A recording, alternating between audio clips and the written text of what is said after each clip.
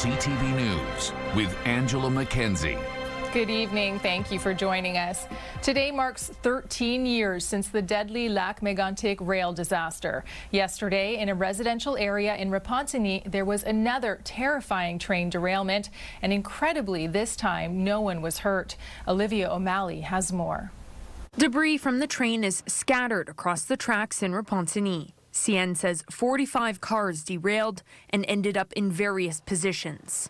Drones just how close the derailment got to some backyards. One car and its cargo ended up crushing part of Joëlle Pellegrin's fence meters away from her pool. It's scary, for sure. There are no reports of injuries and cleanup has already begun. It's a noisy operation, but nothing like the derailment. Pellegrin's parents were home when it happened on Sunday around 4:30 in the afternoon. They didn't say like, earthquake, but they said that it was pretty boom, boom, boom, and then all, smoke. I don't know if it's smoke or, poussière. 200 homes near the tracks in the Le Gardeur district were evacuated. Residents have since been allowed to return. Eric Renault was leaving his house when it happened. And then I see all the electric wires start moving and I hear loud noise. What the hell's going on? So I honestly thought a plane was crashing right there. The Transportation Safety Board is investigating. The cause of the derailment is still unknown. In a statement to CTV News, CN says 3 rail cars that had previously carried diesel fuel were involved in the derailment, but they were not loaded at the time of the incident. But the situation and its timing have left locals rattled.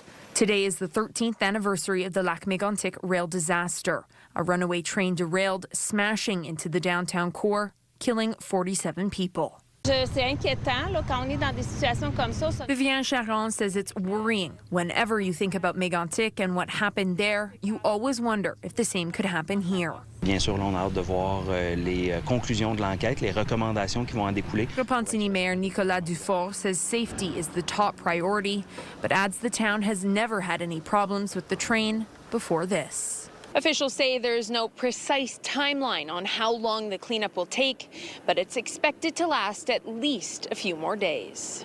Olivia O'Malley, CTV News, Repentigny. Premier Christine Frechette says she expects the federal government to take steps to make freight trains safer. No, not enough has been done in Lac Mégantic. We all know that because nowadays there is still no alternative railway not to cross through the city of Lac Mégantic, and we're waiting for the federal government to implement that alternative railroad. This is crucial, important, because we all know what happened with the tragedy. And I expect that in Repentigny, we will put in place, federal government will put in place an inquiry in order to know what happened. We know that the railway was renovated 2 weeks ago. Is it linked to that or not? We have to know that. And if there is a conclusion that an alternative railroad needs to be put in place, the federal government will have to put that in place. 2 people have died after a crash in Mirabel. At around 8 a.m., an 18-wheeler carrying a load of sand smashed into a small white car at the intersection of Route 148 and St. Vincent Road. The crash sent both vehicles into the ditch and led to the deaths of a woman in the car and the man driving the truck. At least 5 people have died on Route 148 in Mirabel in the past 5 weeks. Well, the BEI has set up a command post in Montreal's Côte-des-Neiges neighbourhood today. It's part of its independent investigation into last month's fatal shooting that killed a police officer and a civilian bystander. The province's police watchdog is looking to speak with witnesses who saw the shooting and may have captured video of the incident on June 22nd. A gunman opened fire outside of the Hilton Hotel. Shots were later exchanged with responding police officers. The BEI investigates whenever a person dies or is seriously injured during a police operation.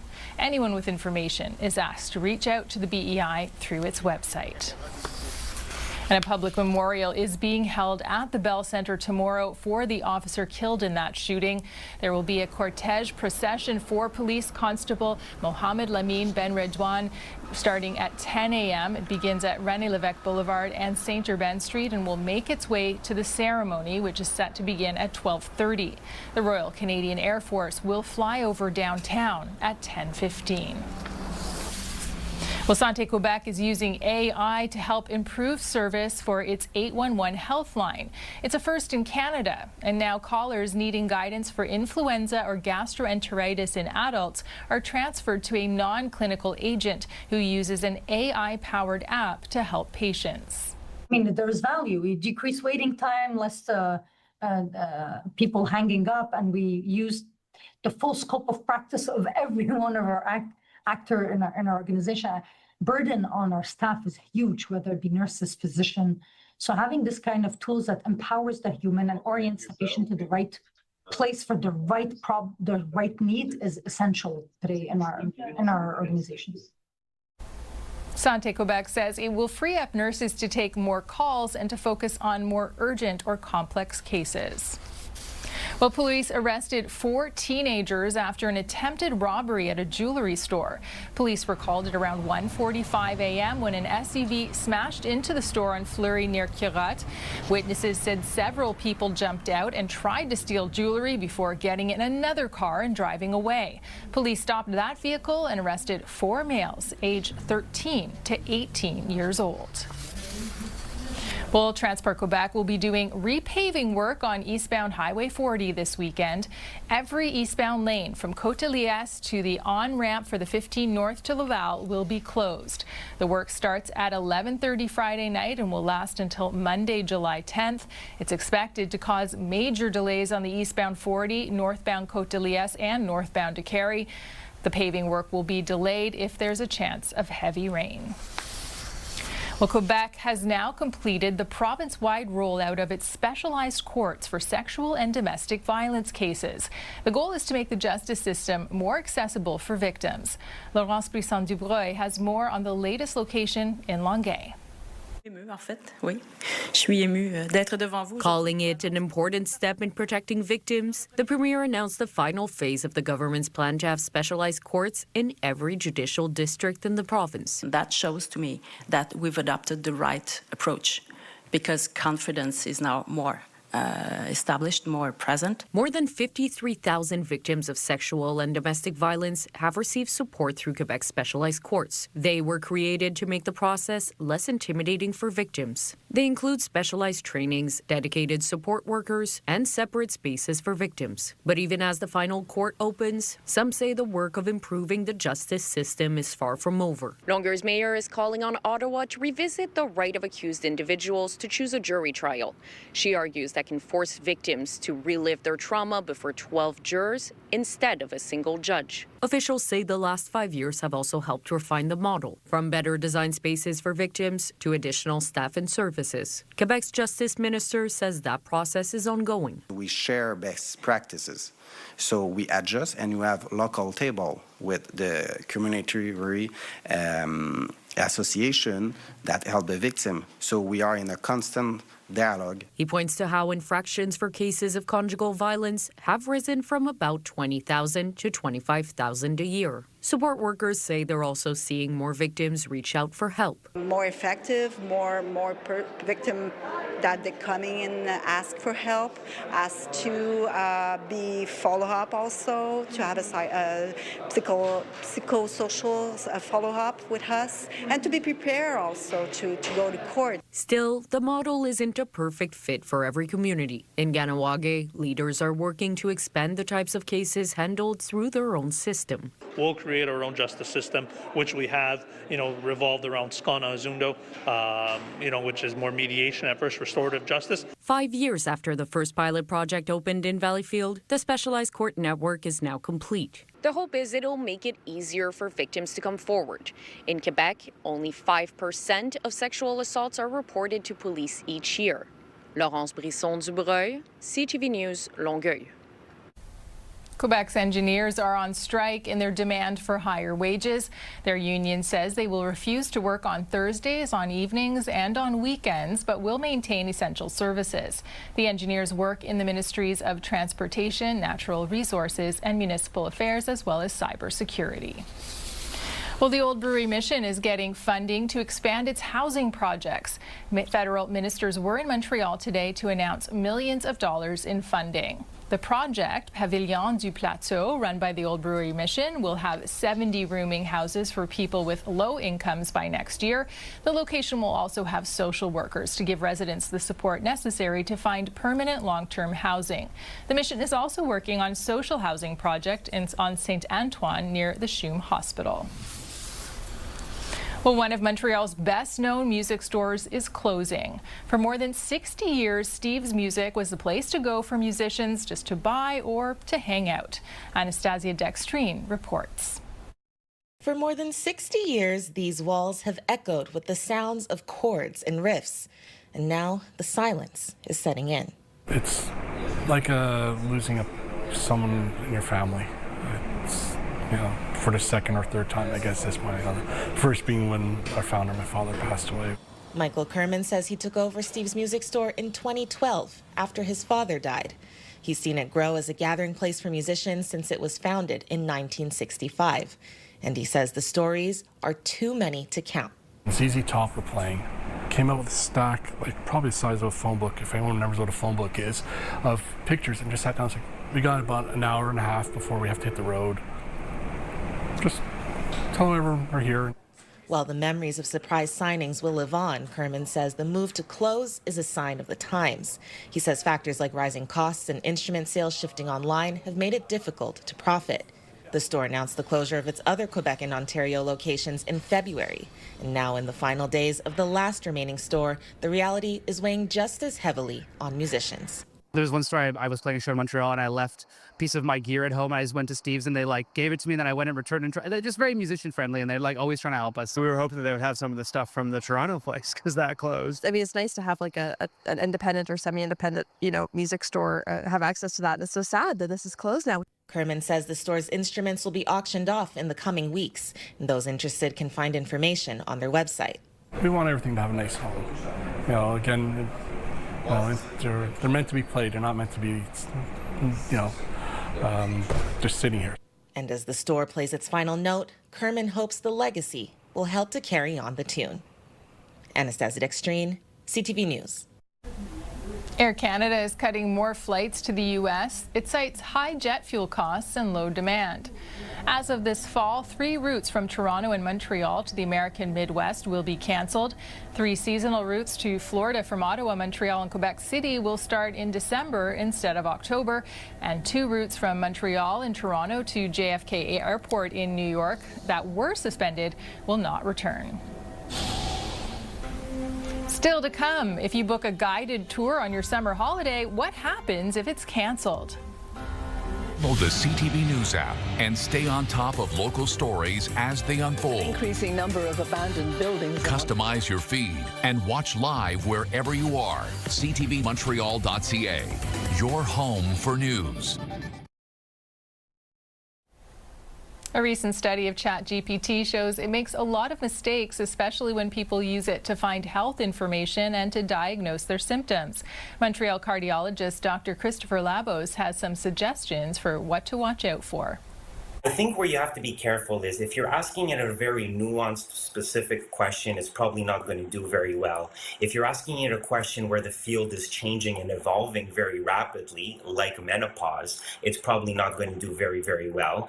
Because remember what ChatGPT and all the other AIs are doing, they're basically collating all the information that is out there on the internet. So if there's a lot of bad information out there, it's going to be fed into the algorithm as well. So just be very careful what type of questions you ask it, because they're not all well suited for Google search. So I think if you're asking it specific questions where it can go and pull out specific information and bring it back to you, that's one thing. Where it gets a little bit not great is with the sort of nebulous stuff. But very, very specific questions on very focused topics are probably going to reveal accurate information. Europe remains a popular vacation spot for many Canadians this summer, with Portugal, Spain, Italy, and France at the top of the list. When you travel, you can book guided tours, but what happens if a company cancels your tour at the last minute? Well, here's Pat Foran. It was devastating for me. Janet Somali of Mississauga was excited to fulfill a lifelong dream by traveling to Switzerland. She and her husband booked a guided tour over a year ago that was to leave in May. I had already bought my euro money and my Swiss francs in preparation for the trip. But 1 month before the trip, they got a notice from the travel company that said the tour had been canceled due to a lack of interest. We got notification that the land tour was canceled because there was not enough sales. The travel group said it would refund the cost of the tour, but Somali says she also paid for 2 round-trip tickets to Paris for $1,800. She felt she deserved a refund for those, too. And I can understand if cancellations are due to, say, natural disasters or things of that sort, but not because there's not enough sales. She booked with Trip to Go. A spokesperson told CTV News cancellations due to insufficient participation can occur when minimum operating requirements are not met. In line with our policies, affected travelers were offered either a full refund for the land tour package or a free rescheduled departure date. It's different depending on whether it's a packaged tour or individually purchased. The Travel Industry Council of Ontario, TICO, says if you book a package deal with a flight included with a tour, then you should get a full refund. But when you book a flight separately from a tour, you usually won't get your money back. It's all about the terms and conditions. It's really important to look at the cancellation fees, rebooking fees. Somali says she didn't feel comfortable flying to Europe without a planned itinerary, so she and her husband stayed home, and they were not refunded the $1,800 for the tickets. Pat Foran, CTV News. Tonight, Belgium beat Team USA 4-1 and secured a spot in the quarterfinals at the FIFA World Cup. But for much of the day, the game was overshadowed by controversy after Donald Trump personally called the head of FIFA and asked him to review the red card suspension for a star player for the U.S. team. Well, I did. I asked for a review because I didn't think it was a foul. And, again, I'm good at this stuff. I didn't think it was a foul. I thought it was 2 great athletes that crashed into each other and got entangled. That was not a guy punching somebody in the face. Here's sports analyst Meeker Guerrier breaking down what happened. Arjen Balogun had a red card in the last game against Croatia. Normally, it would result into a suspension for the following game, and that's exactly what was happening until what we know this weekend. We learned that FIFA has decided to suspend that red card and that suspension. That being said, a lot of reports were out saying that Donald Trump and the White House administration had called the FIFA, and no one could really believe it. We thought it might have happened, and it didn't seem too far-fetched. But then Donald Trump just said, as we heard, that he did call. But the funny part about that is that he doesn't even know anything about that rule, about the red card, because in that press conference, what he said is that I didn't even know that you would be sent off for the next game if you get a red card, and he thinks that's unfair and so on. But then again, a lot of people don't want to make sport political. They say you should keep them separate. But the reality is that sports and politics go hand to hand, whether you want it or not. Handling or handing a World Cup to a country and not to another is very political as well, usually. To have Donald Trump also receive that FIFA Peace Prize was very political. So it was pretty much, it was writing on the wall that if something like that happened, that the White House would have enough power, enough pressure, enough weight to have FIFA change the rule. It happened only once in the history of FIFA in 1962, and people were not happy about it at the time either. And a lot of people are comparing to Cristiano Ronaldo not getting suspended for the 3 first games of that World Cup and having his red card suspended in the qualifiers before the tournament. But those are 2 different things. First, it was not during the tournament. It's different. But also, it weighs in that the FIFA is not always the neatest organization. A lot of scandals surrounded the FIFA. So I would say just another chapter in Donald Trump's administration, but also in the FIFA administration as well. And Belgium will take on Spain in the quarterfinals on Friday. Well, Prince Harry will be returning to London this week, but his wife and children will not be with him. Harry has said he wants to bring his children to Britain, but he's concerned about security. Last year, he lost a legal challenge to have police protection paid for by the British taxpayers. And Harry will be in the UK for events promoting the 2027 Invictus Games. Royal watchers say it's possible Harry will visit his father, the King, but he is not expected to see his brother, Prince William. Up next, we meet brothers inspired by a silent film star. Two brothers grew out of superheroes and moved on to old silent film stars. Adam Sawatsky reports. If this were a decade or so ago, these brothers would likely be watching something with superheroes. As a little kid, I wanted to be the Incredible Hulk. Well, Grayson Cole Murphy was mesmerized by the Hulk's strength. His younger brother, Kalen, thought it would be wonderful to be a web slinger. Spider-Man's cool. He can do flips, so I want to do flips, you know? But instead of turning to a YouTube tutorial, Kalen taught himself how to move like he was in a Marvel movie. He blew my mind and inspired me. So, Grayson recently asked his little brother to start teaching him. It's pretty scary. Kind of feel sick to your stomach a little bit because you don't know if you're going to land on your head. Yet Grayson perseveres, but not to emulate some old superhero, not since he discovered the work of one particular old movie star. It's a video of Buster Keaton and some of his famous stunts. Buster Keaton? Yeah. Buster Keaton, who before movies had sound, made audiences laugh, and before CGI or AI was even an idea, made them gasp. I think it's incredible. One guy that revolutionized stunting. Who more than a century later has now inspired Grayson to pursue stunt work professionally. Wow, that was amazing. Kalen, on the other hand, is practicing his super flips because he's been invited to play with a professional soccer team in Europe over the summer. Maybe I'll do it as like a celebration if I score or something. But there's one thing Kalen and Grayson know definitely. No matter who inspires them to do cool things, being brothers encourages them to be better people.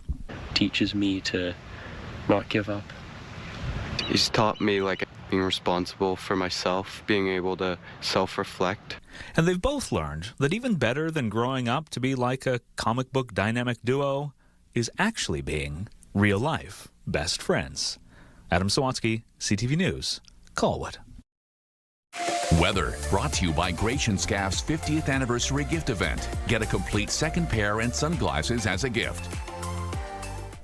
Another beautiful summer day in Montreal where the humidity made it feel a lot warmer than it actually was, and that's going to continue for the next couple of days. Our daytime high today was 30 degrees, but thanks to that humidex, it felt like 34. Now, if we take a look at the record that was set on this day in 2010, 33.6. So today's feels like temperature, that's the humidex, made it feel warmer than the record here that was set in 2010.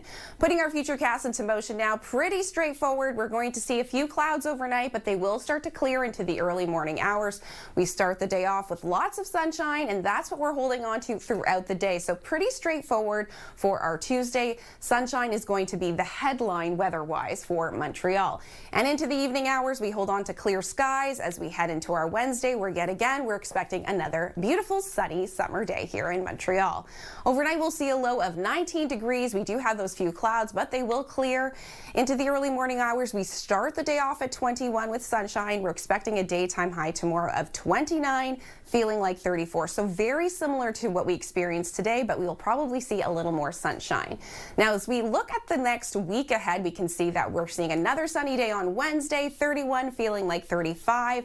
Thursday could bring around 11 millimeters of rain with feels like of 36. The actual temperature will be 28 degrees, but definitely dealing with a lot of humidity that day, and that's why we'll also see that thunderstorm potentially on Thursday. Friday, at this time, it looks like we could see a mix of sun and clouds, a high of 28, feeling like 32. Over the weekend, lots of sunshine in the forecast. Our temperatures are above our seasonal 26 for this time of year, but humidity will not be a major factor over the weekend, so that's a little bit of a relief after a stretch of a lot of humidity in the forecast. And then as we look ahead to next Monday, at this time, it looks like we could see 6 millimeters of rain, and this 28 is going to feel like 33. We will have live World Cup coverage tomorrow on CTV. We'll see you again at 5 on Wednesday. And you can keep up to date with us anytime at ctvnewsmontreal.ca and on the CTV News app. Well, that's it for us. For the latest news, you can listen to the Andrew Carter Morning Show at 5 on CJAD 800 or head to ctvnewsmontreal.ca. Have a good night, everyone. Take care.